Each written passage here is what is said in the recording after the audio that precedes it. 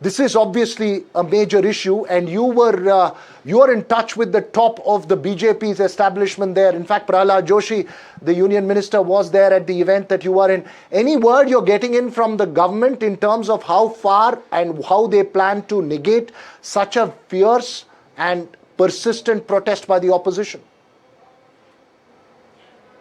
Absolutely, Veera. In fact, the BJP has been fielding its big guns. We saw a press conference by Bhupendra Yadav just 2 days ago where he brought out examples of at least 50 assembly constituencies in Maharashtra where the number of voters has significantly gone up, which is an allegation with regard to Mahadevpura of Rahul Gandhi. And he said in all those seats, it is the opposition party that has won. Today, Dharmendra Pradhan, the Minister for Education, also addressed media. And he said that this is a ploy by the opposition to bring in instability to the country.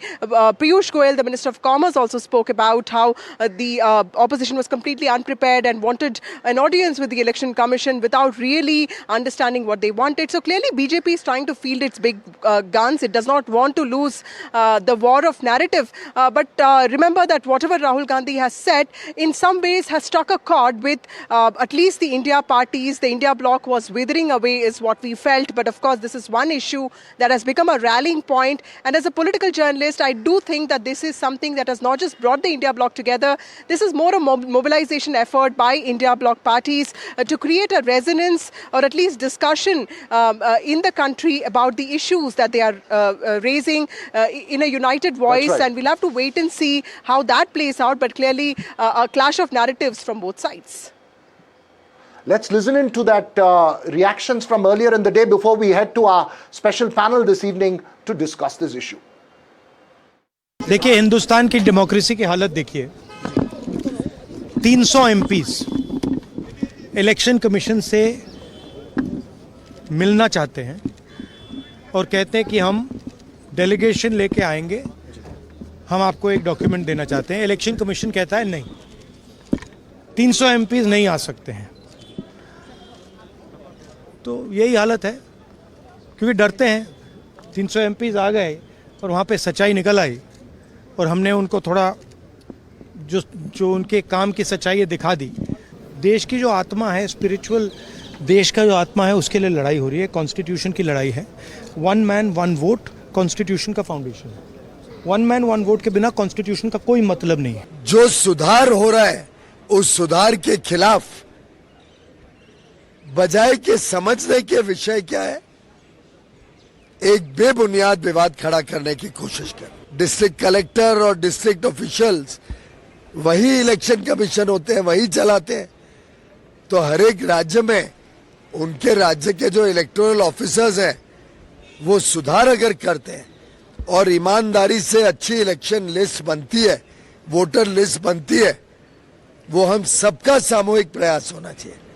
तो राहुल गांधी जी देश को जवाब दें, parliament में महत्व का काम होने नहीं दे रहे हैं, इलेक्शन कमीशन को सहायता देनी चाहिए। So clearly that face-off is likely to dominate in the coming days as well, Vasudha, till there is some kind of a consensus between the opposition, the government, and perhaps getting a clear response from the election commission. Joining us, Charu Pragya of the Bharatiya Janata Party, Sujata Paul of the Congress, and Sandeep Shastri, noted cephalogist as well. But Vasudha, to you first, what would you believe is the defining question that needs to be asked today, given that we've been asking the same questions over and over the last 1 week?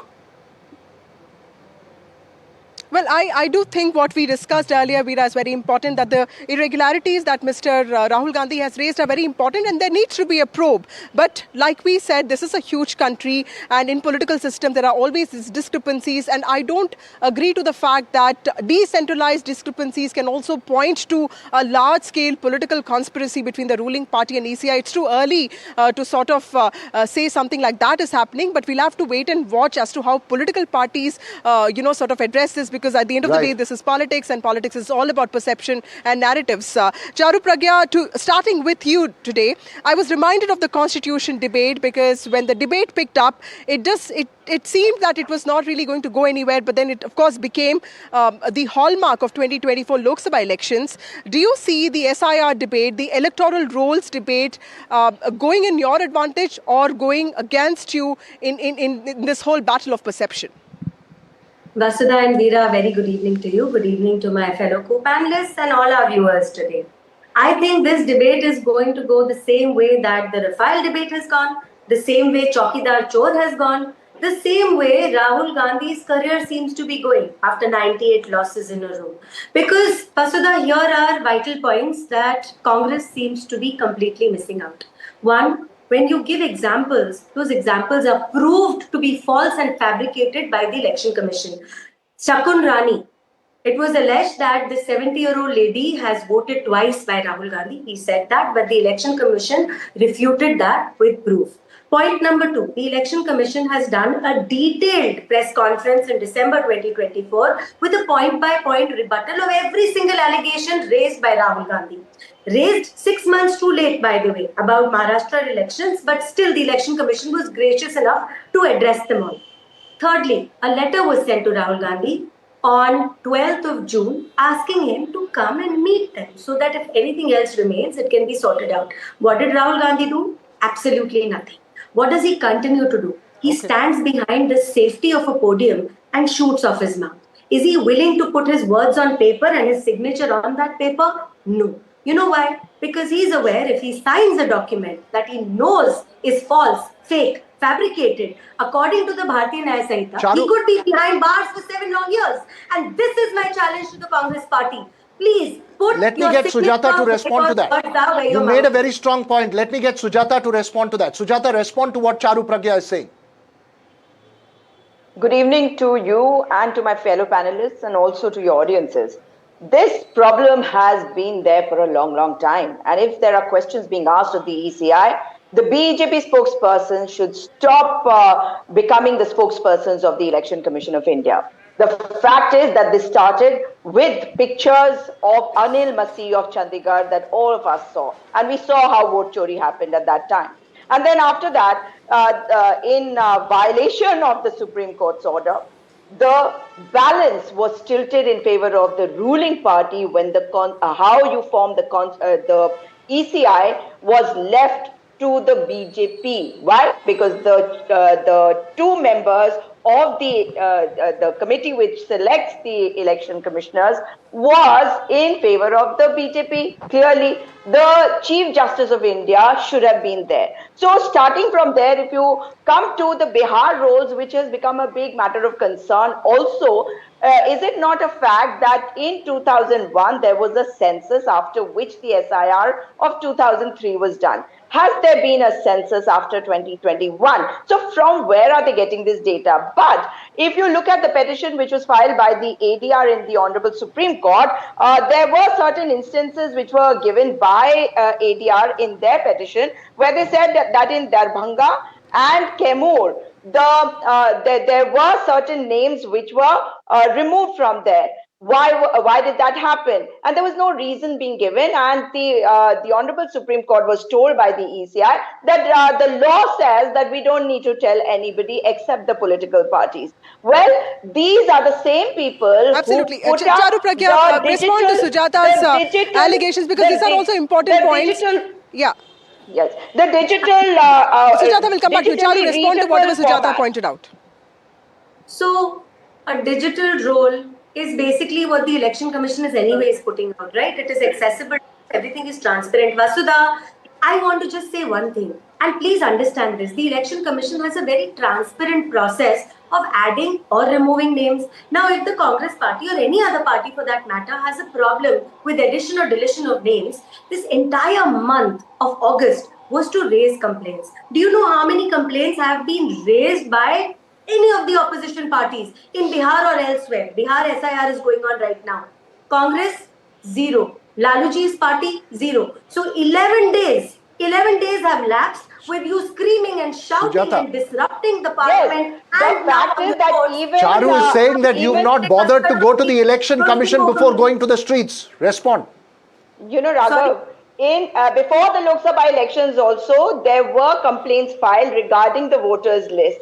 and none of those questions were answered by the EC. Every time the opposition has tried to meet the ECI, they have not given time. And now you're seeing what has happened. There are basically 5 questions that we are asking, and if the BJP wants to be the spokesperson for the ECI, let them answer this. Why is it that the voter list in digital machine readable format is not being given? Why is it not being given to the people of this country by uploading them on the website? Why is the video evidence being destroyed? Why was the rule changed for that? Why are you speaking in between? I didn't speak in between. That means you have no answers. That's the fact. You're showing that you don't have answers. The ECI is committing this massive fraud in the voter list by giving addresses as zero, hashtag, etc. Why don't they answer that? Why is the ECI threatening the opposition instead of answering that question? And the ECI is behaving like a naked Quick response from you. Quick response, Charu, before I go to Sandeep Shastri, who's been patiently waiting. Of the ECI. Sorry, Sandeep sir, just allow me 30 more seconds. So asking you to sign on the allegations that you're levying against the election commission. Who are you to ask that? As You per are a Form 20. nobody. It is Okay, let's go to Sandeep Shastri now, political analyst. Sandeep Shastri, Professor Shastri, Karnataka is in the spotlight of all these allegations. Do you see that the opposition finally has picked an issue that has some resonance, at least amongst its allies? Or do you see this issue as also something that people might find it very difficult to understand? Vasudha, I would start by saying we should not make this a Congress versus BJP issue. And that is convenient for both parties if you make it a Congress versus BJP issue. It is an issue relating to the transparency of the way in which the Election Commission functions. It is a question about the consistency in the approach that the Election Commission adopts. The moment this becomes a slugfest between two parties, the party issues come into play. You're talking of leader of the opposition, you're talking of ruling party, you're talking of spokespersons on both sides. This is not a contestation of facts relating to parties. This is a simple point on the authenticity of roles. And let me also add this. There has been an overreach on all sides. There could have been better language used than saying that there is a vote theft. There could have been better language used than saying that when we come to power, we'll take action against all officers. Now, that was an overreach for me. Just as the Election Commission not responding to issues raised, and I think today the Election Commission not giving time to a delegation of 300 MPs to meet them, I think that the Election Commission needs to function with an element of transparency. But the whole debate has got limited to a fight between the ruling party and the opposition, which it should not have become. This is not an issue between parties. This is a question about the Election Commission and its way of functioning, and a very important point about the sanctity of the electoral rolls. And I think that issue requires citizens to have confidence on that matter. It's actually an issue between the citizens and the Election Commission largely, irrespective of which political party makes it. 10 seconds, very briefly. What's the end game, Sujata Paul, for the opposition? What will satisfy you? Very quickly. This is a fight of the people that is going to be fought by us on their behalf. And this fight, rightly said by Shastri ji, is between us and the Election Commission, and we represent the people today because the Bharatiya Janata Party has no problems if there are some issues. Charu, final word. In the voters list, and action will be taken against those who have perpetrated this injustice. Okay, Charu Pragya, final word. So the final word is right. this. Charu Pragya, yeah. When you claim to stand for the people, please put where your money where your mouth is, because you've been lying every single day, and then you cannot say I've taken an oath in Parliament and expect that to stand for everything. You took an oath in Parliament when you lied about Rafale. Who are you to say this? That is for the ECI to be talking to the opposition, not the BJP. Okay, we'll leave this Not exchange the here. BJP. It's Mind your own an business. intense exchange which should be not focused on the noise and political accusations, something that needs substantial conversation. But thanks to all three of you for joining us.